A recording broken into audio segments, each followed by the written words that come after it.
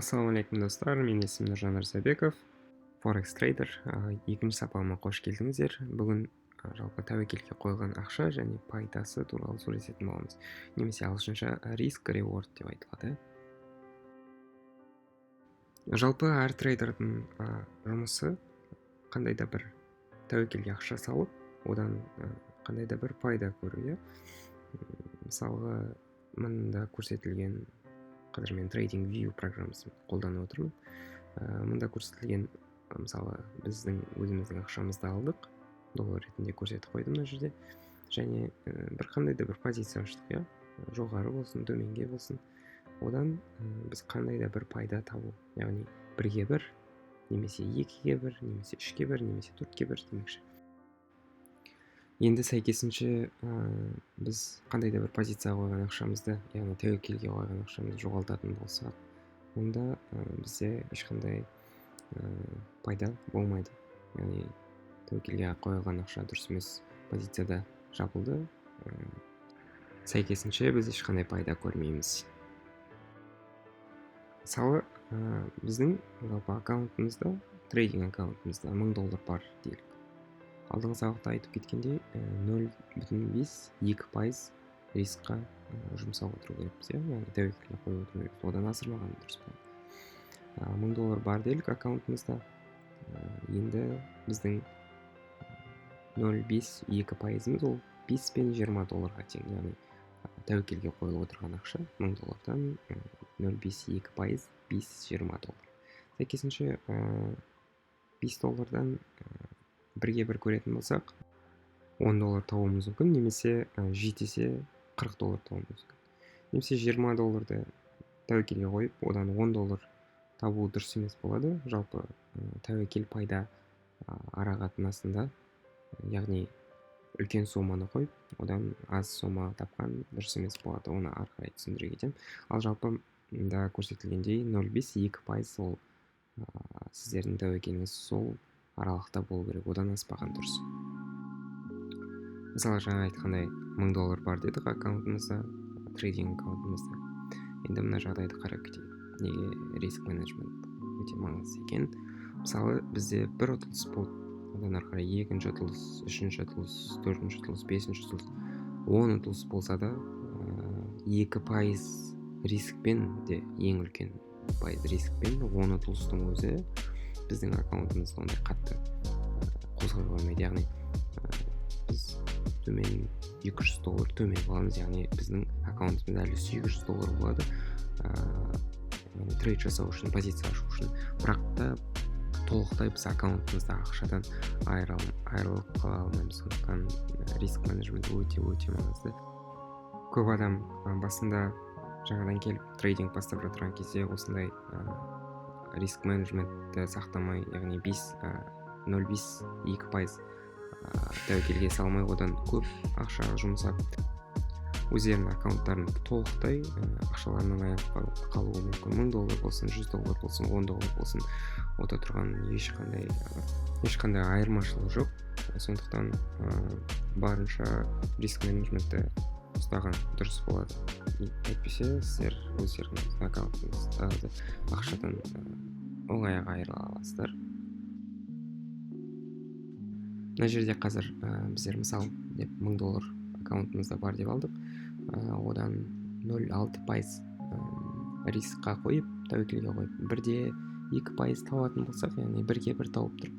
Сөйтіп 5 позиция ашатын болсақ, біздің аккаунтымыз уже 5%-ға жоғары болады. 5%-ға жоғары болады. $1060 бізде аккаунтымызда пайда болады. 5 позициядан біз $1060 көтеріп тұрық.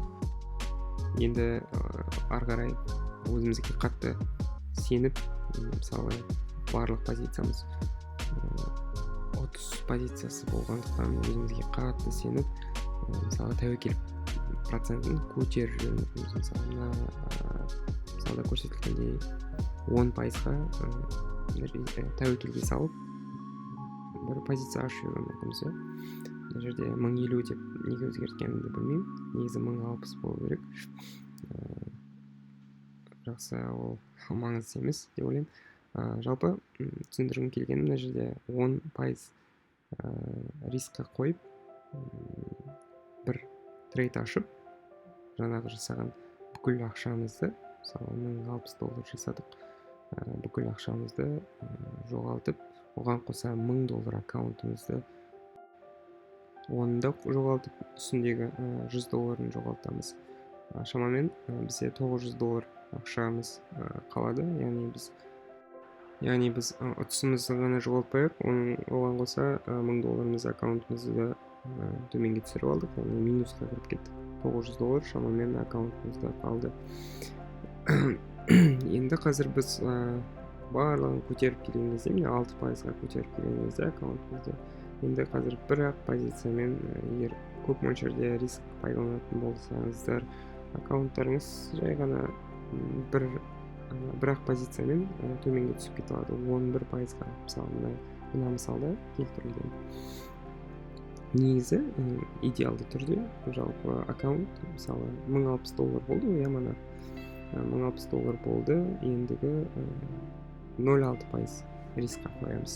Ешқандай риск тәуекелге қоятын пайызымыз ешқайда өзгермеуі керек. Ұтылған жағдайда $1054 қалады. Яғни біздің жалпы линиямыз жоғары көтерілді, ұтылдық, шамалы түсті.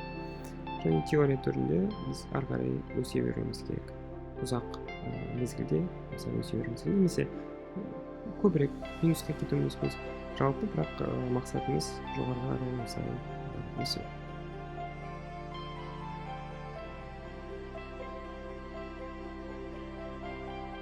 Енді мына жерде көрсетілгендей жалпы мыналар long, short деп аталады, яғни төменге жоғарыға позициялары, солардың графикалық суреті, трейдинг вьюда. Бірақ суреті демекші, оның түсін барлығын өзгертуге болады. Мына жерде төмен, мына жерде жоғары стрелкалармен көрсетіп қойған болатынмын. Мына жерде не көріп отырғаныңыздай инструментті long, short деп жазылып тұр.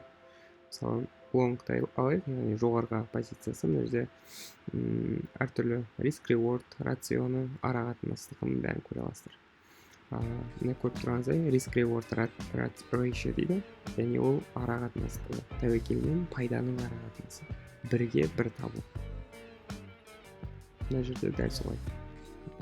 Тек екеуінің айырмашылығы жалпы біреуі төменге, ал біреуі жоғарыға позиция ойнаған кезде біз қандай да бір пайда табатын боламыз. Міне қазір линиялармен көрсетіп кеттім. Біреуі жоғары, біреуі төмен. Ары қарай кеттім.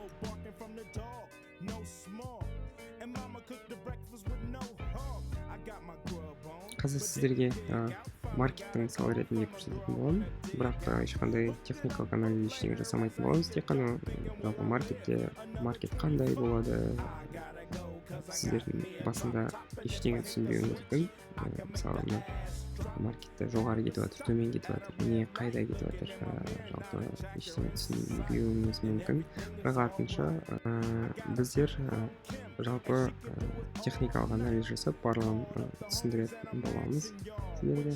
Сондықтан бұған уайымдамай қалыңыздар.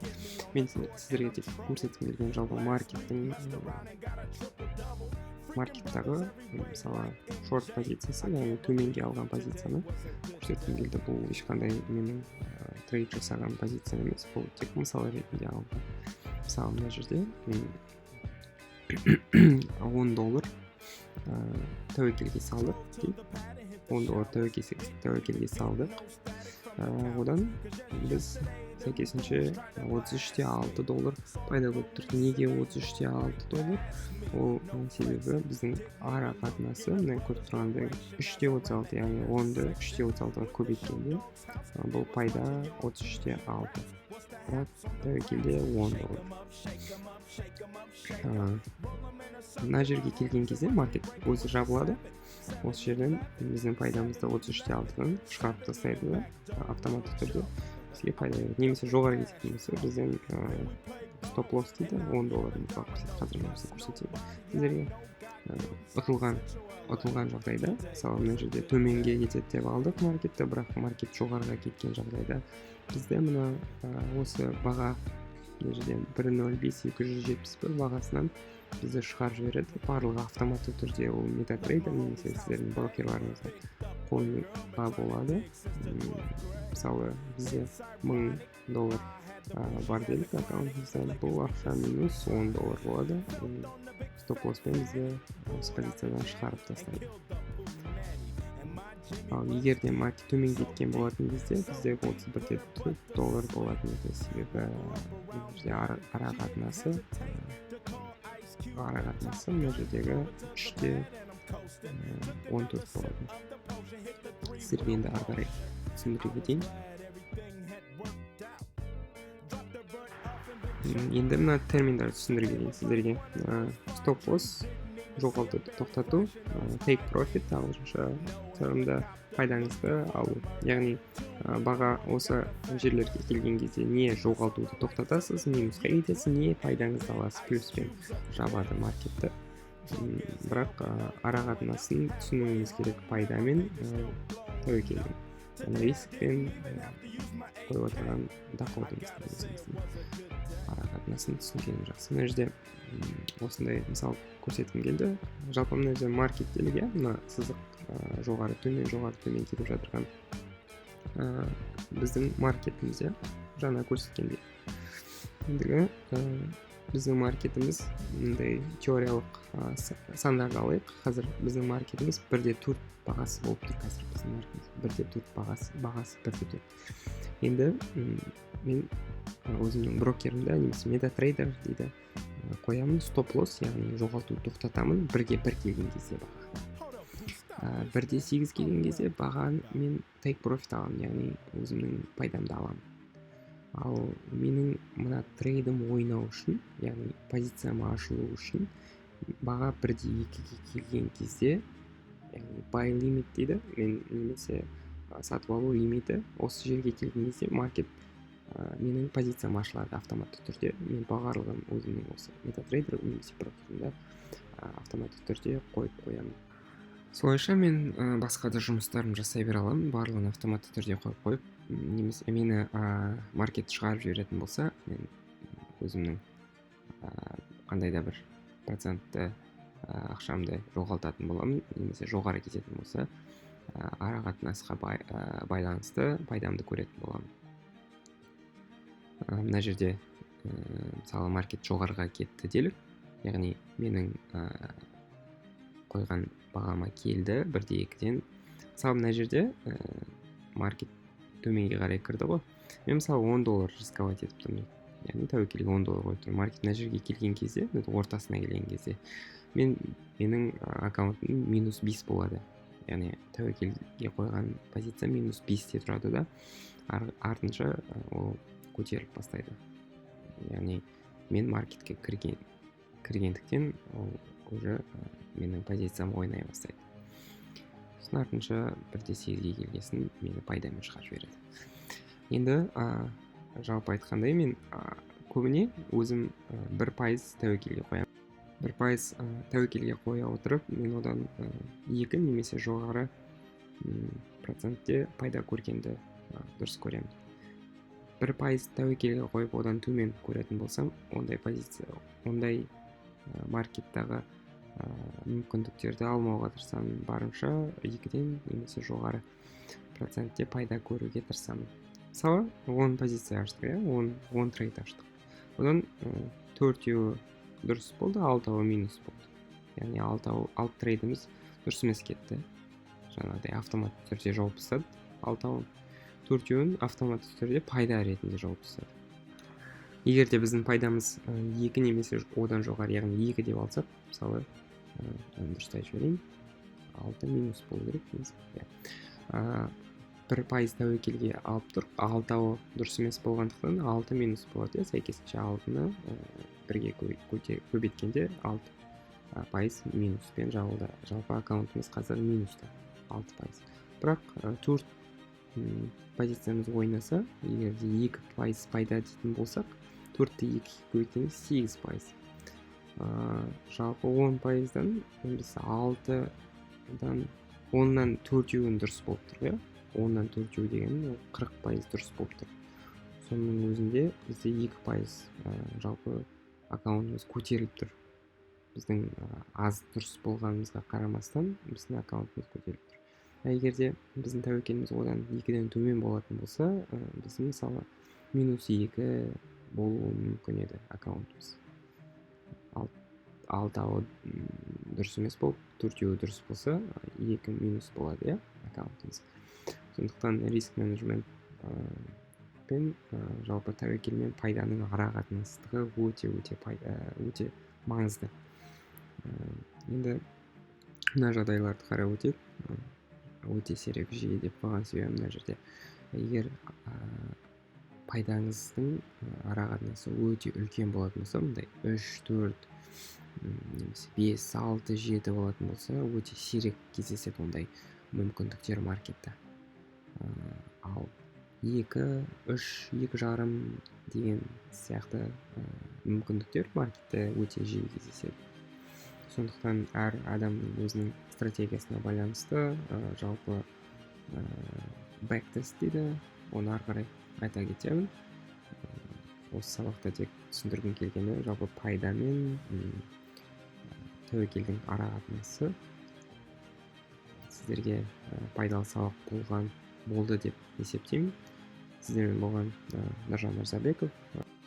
Келесі сабақта енді техникалды талдау жасайтын боламыз маркетқа.